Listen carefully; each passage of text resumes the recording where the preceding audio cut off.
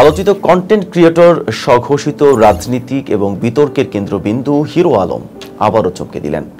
এবার প্রেম, বিয়ে ও ভবিষ্যতের পরিকল্পনায় উঠে এলো নতুন এক নাম, নিউ ইয়র্ক প্রবাসী তরুণ আইরিশি আক্তার।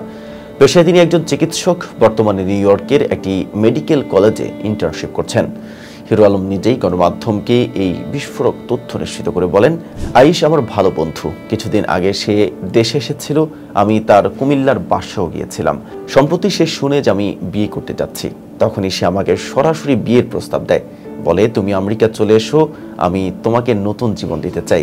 তবে এখানেই থেমে থাকেনি হিরো আলম। তিনি সাংবাদিকদের সঙ্গে শেয়ার করেছেন একটি ভয়েস মেসেজও। সেখানে এক নারী কণ্ঠে বলতে শোনা যায়, হিরো আলম, তুমি আর ভুল করো না, বারবার ভুল করে ধরা খাইতেছো। আমি তোমাকে আমেরিকায় নিয়ে আসতে চাই, এখানে এনে তোমাকে সেটেল করব, তুমি চলে এসো। এ সম্পর্কের পেছনে রয়েছে দীর্ঘদিনের পরিচয় ও যোগাযোগ। হিরো আলম জানান, তাদের মধ্যে হোয়াটসঅ্যাপ ও মেসেঞ্জারে নিয়মিত কথাবার্তা হতো। এমনকি জাতীয় সংসদ নির্বাচনের সময় আইশ তাকে আর্থিক সহযোগিতাও করেছিলেন।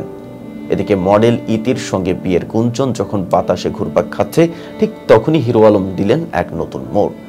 তার তৃতীয় স্ত্রী রিয়া মনির সঙ্গে বিচ্ছেদের ঘোষণা দিয়ে জানান, আমার বাবার মৃত্যুর সময় রিয়া পাশে ছিল না।